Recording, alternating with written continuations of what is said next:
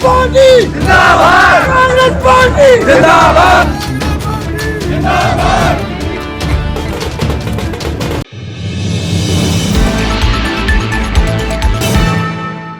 नमस्कार दोस्तों, भारतीय जनता पार्टी को एक और चुनाव में तगड़ा झटका लगा है। पीएम नरेंद्र मोदी के संसदीय क्षेत्र में ही भारतीय जनता पार्टी का सुपड़ा साफ हो गया है। भाजपा आरएसएस के गढ़ में ही बीजेपी को करारी शिकस्त मिली है। कांग्रेस सपा ने मिलकर भारतीय जनता पार्टी को बाहर का रास्ता दिखा दिया। छात्रों के डिजिटल आंदोलन का असर जमीन पर भी देखने को मिला। छात्र ने ऐसा सबक सिखाया कि मोदी के संसदीय क्षेत्र में ही भारतीय जनता पार्टी को इस चुनाव में निकाल बाहर किया। जी हाँ दोस्तों, भारत छात्र संघ के चुनाव में भारतीय जनता पार्टी को किस तरह से छात्रों ने बड़ा झटका दिया है, आपको आगे विस्तार से जानकारी देंगे। लेकिन इससे पहले अगर आपको भी लगता है कि हमारे देश में बेरोजगार युवाओं की संख्या तेजी से बढ़ती जा रही है, क्या मोदी सरकार को और राज्य सरकारों को इन बेरोजगार युवाओं के बारे में गंभीरता से सोचना चाहिए और जल्द से जल्द इनके डिग्री के हिसाब से इन्हें नौकरी देनी चाहिए। जैसा कि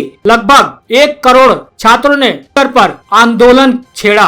अगर आप भी इस बात से सहमत हो तो अपनी सहमति दर्ज करने के लिए लाइक करें इस वीडियो को, और साथ ही आपकी इस बारे में क्या राय है, आप क्या सोचते हैं, कमेंट कर जरूर बताएं। और साथ ही इस वीडियो को ज्यादा से ज्यादा शेयर करें ताकि यह खबर आपके दोस्तों तक भी पहुंच सके, जिससे कि इस खबर के बारे में लोगों को भी पता लग सके। महंगाई उड़ान पर, किसान सड़क पर, विकास भाषणों में पढ़ा लिखा युवा रोजगार की तलाश में, प्रधानमंत्री सोचने में और वित्त मंत्री बेचने में, ये समय क्या क्या दिखाएगा।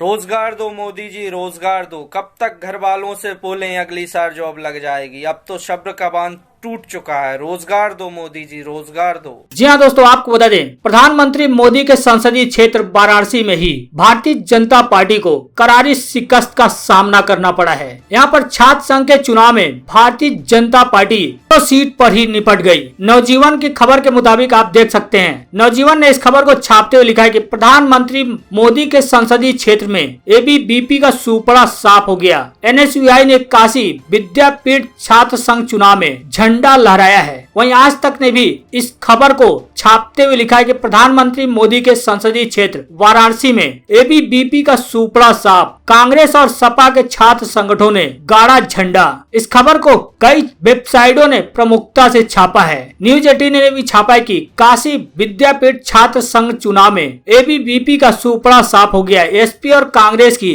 छात्र इकाई पर परचम। जी आपको बता दें, भाजपा के छात्र संगठन एबीवीपी का प्रधानमंत्री नरेंद्र मोदी के संसदीय क्षेत्र वाराणसी में ही छात्र संघ के चुनाव में सुपड़ा साफ हो गया। वाराणसी में महात्मा गांधी काशी विद्यापीठ छात्र संघ चुनाव में कांग्रेस छात्र संगठन एनएसयूआई की ऐतिहासिक जीत हुई है। यहाँ की 8 संकायों में कांग्रेस और सपा ने कब्जा कर लिया। आपको बता दें, वाराणसी पहले से ही भारतीय जनता पार्टी और आरएसएस का गढ़ रहा है। ऊपर से प्रधानमंत्री का संसदीय क्षेत्र भी है। इसके वजह से भारतीय जनता पार्टी ये आस लगाई हुई थी कि इस चुनाव में उसकी जीत होगी, और हालांकि इस चुनाव में इस वजह से भी सबकी नजरें गड़ी हुई थी। हालांकि बनारस के हिंदू धार्मिक स्थल होने के कारण भारतीय जनता पार्टी को हमेशा उसका फायदा मिला है, लेकिन आरएसएस और भारतीय जनता पार्टी की छात्र संगठन अखिल भारतीय विद्या परिषद का बनारस में एक भी सीट न ला पाना बड़ी बात माना जा रहा है। एनएसयूआई ने ट्वीट करते हुए लिखा है कि महात्मा गांधी काशी विद्यापीठ वाराणसी में एनएसयूआई की उपाध्यक्ष पद पर 1269 वोट एवं महामंत्री पद पर 801 वोट से जोरदार जीत। प्रधानमंत्री मोदी के संसदीय क्षेत्र बनारस के छात्र छात्राओं ने सांप्रदायिक ताकतों को जवाब देते हुए बता दिया कि अब युवा जुमलेबाजी व छलावे में नहीं आएगा। बेरोजगार छात्रों के नाराजगी का ही नतीजा माना जा रहा है कि इस चुनाव में भारतीय जनता पार्टी के छात्र संगठन एबीवीपी का सुपड़ा साफ हो गया। समझ सकते हैं कि प्रधानमंत्री नरेंद्र मोदी के संसदीय क्षेत्र, जो कि गढ़ भी माना जाता है, अब छात्रों ने ऐसा सबक सिखाया कि छात्र संघ के चुनाव में आरएसएस के छात्र संगठन एबीवीपी का सुपड़ा साफ हो गया। विद्यापीठ छात्र संगठन के प्रतिष्ठित चुनाव में एनएसयूआई एनएसयूआई के पैनल ने ऐतिहासिक जीत दर्ज की। एनएसयूआई ने 6 संकायों में जीत दर्ज की, जिसमें उपाध्यक्ष और महामंत्री शामिल हैं। वहीं सपा के छात्र यूनिट ने अध्यक्ष पद पर कब्जा जमाया। सपा के छात्र यूनिट के नेता विमलेश यादव अध्यक्ष चुने गए। वहीं कांग्रेस की छात्र संगठन एनएसयूआई 6 संकायों सहित उपाध्यक्ष और महामंत्री पद पर कब्जा जमा लिया। वहीं उत्तर प्रदेश कांग्रेस ने भी ट्वीट करते हुए लिखा है कि महात्मा गांधी काशी विद्यापीठ छात्र संघ चुनाव में एनएसयूआई की धमाकेदार जीत पर सभी साथियों को बधाई और जीते प्रत्याशियों को शुभकामनाएं। उत्तर प्रदेश कांग्रेस के अध्यक्ष अजय कुमार लल्लू ने भी ट्वीट करते हुए लिखा है कि वाराणसी स्थित काशी विद्यापीठ में उपाध्यक्ष, महामंत्री समेत संकाय अध्यक्षों के पद पर एनएसयूआई की शानदार जीत की हार्दिक बधाई एवं शुभकामनाएं। प्रधानमंत्री के संसदीय क्षेत्र से शुरू जीत का यह कारवां बढ़ता रहे। जिंदाबाद साथियों। तो आप समझ सकते हैं कि भारतीय जनता पार्टी की कितनी जबरदस्त हार हुई है। ये जबरदस्त हार इसलिए भी कहा जा सकता है क्योंकि खुद प्रधानमंत्री मोदी के संसदीय क्षेत्र और आरएसएस और भारतीय जनता पार्टी का जो गढ़ रहा है, वहाँ ही भारतीय जनता पार्टी को छात्र संघ चुनाव में छात्रों ने तगड़ा झटका दे दिया है। सभी 8 सीटों पर कांग्रेस की एनएसयूआई और समाजवादी पार्टी की छात्र यूनिट कब्जा कर ली। इसी के साथ ही आपको एक और बड़ी खबर की जानकारी दे देते हैं। आपको बता दें, राजस्थान बीजेपी में बड़ी फूट पड़ती हुई दिखाई दे रही है। राजस्थान बीजेपी के अंदर ही झगड़ा बढ़ता हुआ दिखाई दे रहा है। भारतीय जनता पार्टी के दिग्गज नेता ने इस्तीफे की धमकी दी है। जी आपको बता दें, राजस्थान भारतीय जनता पार्टी 2 गुटों में इस समय बटी हुई नजर आ रही है। पहले भारतीय जनता पार्टी कांग्रेस को 2 गुटों में बटा हुआ कहती थी, लेकिन अब भारतीय जनता पार्टी के अंदर फूट पड़ती हुई दिखाई दे रही है। भारतीय जनता पार्टी के दिग्गज नेता गुलाब चंद कटारिया ने इस्तीफे की धमकी दी है। पूर्व मुख्यमंत्री वसुंधरा राजे गुट और पार्टी के दूसरे नेताओं के बीच झगड़ा सुलझने का बिल्कुल भी नाम नहीं ले रहा है। इसी बीच नेता प्रतिपक्ष गुलाब चंद कटारिया ने इस्तीफा देने की बात कर डाली है। इस्तीफा देने की बात से ही भारतीय जनता पार्टी में भगदड़ सा मचा हुआ है। दरअसल भारतीय जनता पार्टी के राज प्रभारी अरुण सिंह वसुंधरा गुट के विधायकों को समझाकर दिल्ली चले गए। लगा कि मामला सुलझ गया, लेकिन एक बार फिर से विवाद हो गया। विधानसभा में विधायक दल की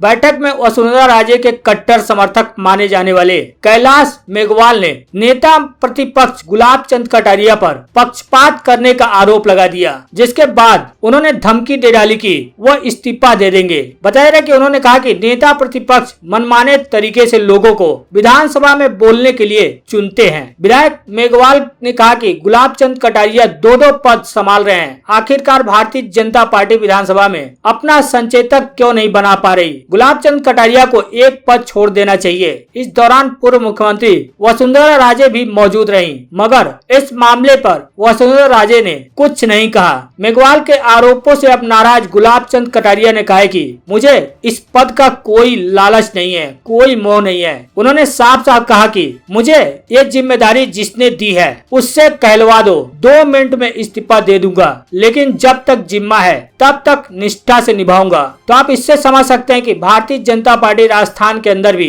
भाजपा 2 गुटों में बढ़ती हुई नजर आ रही है। या यूं कहे कि भारतीय जनता पार्टी राजस्थान में फूट पड़ती हुई दिख रही है। दरअसल मामला है कि वसुंधरा गुट के कई विधायकों ने भारतीय जनता पार्टी के बड़े नेताओं को चिट्ठी लिख आरोप लगाया था कि पार्टी का एक गुट विधानसभा में उन्हें बोलने नहीं देता है, जिसके बाद राजस्थान भारतीय जनता पार्टी के प्रभारी अरुण सिंह उन्होंने वसुंधरा गुट के सभी विधायकों को बुलाकर समझाया कि पार्टी में अनुशासन बना रखे, लेकिन एक बार फिर से पार्टी के अंदर ही विवाद खड़ा हो गया। अब इतना बड़ा विवाद खड़ा हो गया कि विधानसभा में नेता प्रतिपक्ष गुलाब चंद कटारिया ने इस्तीफे की धमकी तक दे डाली। इतना ही नहीं, उन्होंने कहा कि मुझे इस पद का कोई लालच नहीं है, जिसने मुझे ये जिम्मेदारी सौंपी है, यदि उससे कहलवा दो तो 2 मिनट में इस्तीफा दे दूंगा। वहीं बात करें एक और बड़ी खबर की, तो आपको बता दें सुर्खियों में रहने वाले भारतीय जनता पार्टी के दिग्गज नेता सुब्रमण्यम स्वामी ने अब खुद भारतीय जनता पार्टी पर यानी